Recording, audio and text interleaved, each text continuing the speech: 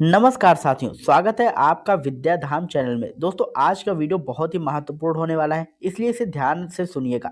क्योंकि अगर आपने इसे हल्के में लिया तो आने वाले समय में आपकी UPI, mobile banking, internet banking और यहाँ तक कि आपका बैंक खाता भी सीधे प्रभावित हो सकता है। भाई, ये कोई अफवाह नहीं या कोई व्हाट्सएप यूनिवर्सिटी की खबर भी नहीं है। ये भारतीय रिजर्व बैंक का सीधा और सख्त फैसला है, जो 1 जनवरी 2026 से पूरे देश में लागू होने वाला है। अब देखो, अभी तक क्या होता था, कोई भी बैंक चाहे छोटा हो, ग्रामीण बैंक हो, कोऑपरेटिव बैंक हो, बस एक ऐप बना दिया, यूपीआई जोड़ दिया और ट्रांजैक्शन चालू कर दिया। सर्वर कमजोर हो, साइबर सिक्योरिटी जीरो हो, पूंजी नाम की कोई चीज ना हो, फिर भी लोगों का पैसा दांव पर लगा दिया जाता था। नतीजा क्या होता था? रोज फ्रॉड, रोज खाते खाली, गांव देहात और सीएसपी पॉइंट से पैसा उड़ाया जा रहा था और ग्राहक भटक रहा था, बैंक से बैंक, बैंक से घर। अब आरबीआई ने साफ कह दिया है, अब ये खेल बंद होगा। 1 जनवरी 2026 से बड़े बैंक जैसे कि एसबीआई, पीएनबी, आईसीआईसीआई, एचडीएफसी जैसे बैंक पहले की तरह अपनी मौजूदा डिजिटल सेवाएं चलाते रहेंगे, क्योंकि इनके पास पहले से आरबीआई की मंजूरी है। लेकिन अगर कोई नया डिजिटल प्लेटफॉर्म, नया ऐप या फिर नया ट्रांजैक्शन सिस्टम लाना है तो अब सीधे आरबीआई के सामने हिसाब देना पड़ेगा। और छोटे ग्रामीण बैंक जैसे अर्बन कोऑपरेटिव बैंक और रीजनल बैंक, इनके लिए तो नियम और भी सख्त कर दिए गए हैं। अब कोई भी कोऑपरेटिव बैंक सीधे यूपीआई या मोबाइल बैंकिंग से पैसा ट्रांसफर नहीं कर सकेगा। पहले सिर्फ बैलेंस देखने की अनुमति मिलेगी, स्टेटमेंट देखने की अनुमति मिलेगी। लेकिन जैसे ही ये ट्रांजैक्शनल सर्विस चालू करनी है तो आरबीआई को दिखाना पड़ेगा कि हमारे पास पर्याप्त पूंजी है, मजबूत सर्वर है, साइबर सिक्योरिटी सिस्टम है, आईटी इंफ्रास्ट्रक्चर है, इंटरनेशनल लेवल का है। जब तक कोई आरबीआई हरी झंडी नहीं देगी तब तक एक भी रुपया डिजिटल ट्रांजैक्शन नहीं होगा। अब समझो, इसका मतलब क्या है? इसका मतलब ये है कि अब बिना तैयारी के कोई बैंक आपके पैसे से एक्सपेरिमेंट नहीं कर पाएगा। कमजोर सिस्टम वाले बैंक अब हाई रिस्क डिजिटल सर्विस नहीं चला पाएंगे। और यही सबसे ज़रूरी था, क्योंकि अब तक सबसे ज़्यादा नुकसान आम आदमी को ही हुआ है। अब बात करते हैं डिजिटल बैंकिंग के नए नियमों पर।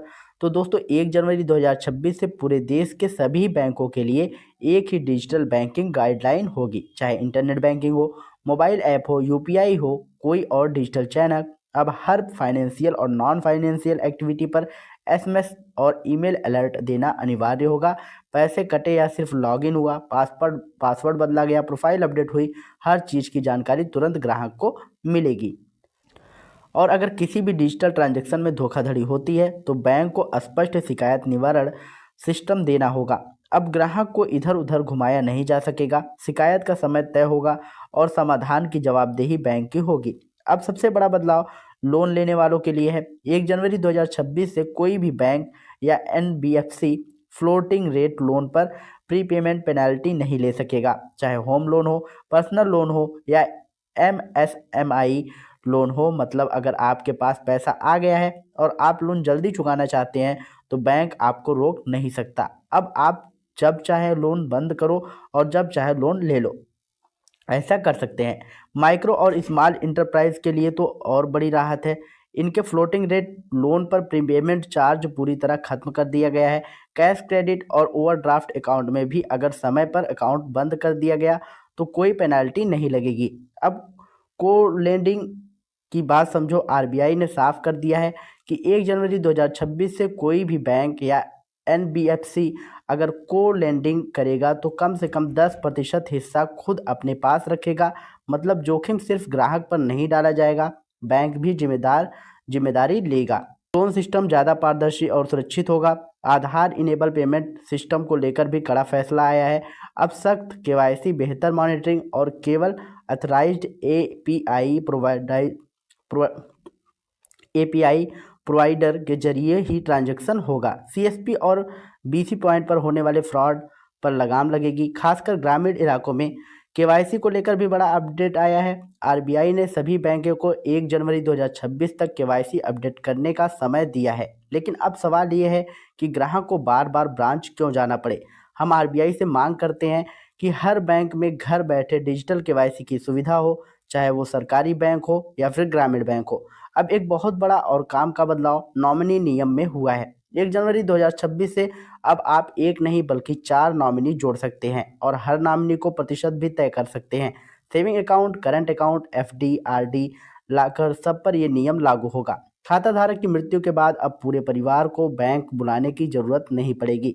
नॉमिनी का अधिकार सीधा होगा और 15 कार्य दिवस में क्लेम सेटलमेंट करना बैंक की जिम्मेदारी होगी। अगर बैंक देरी करेगा तो उस पर जुर्माना लगेगा। अब देखो एक और ज़रूरी बात, बिना ग्राहक की स्पष्ट सहमति के कोई भी bank third party product, insurance, credit card या फिटनेस ऑफर नहीं बेच पाएगा। अब ज़बरदस्ती कॉल करके या ऐप में चुपके से ऑफर नहीं दिखाया जाएगा।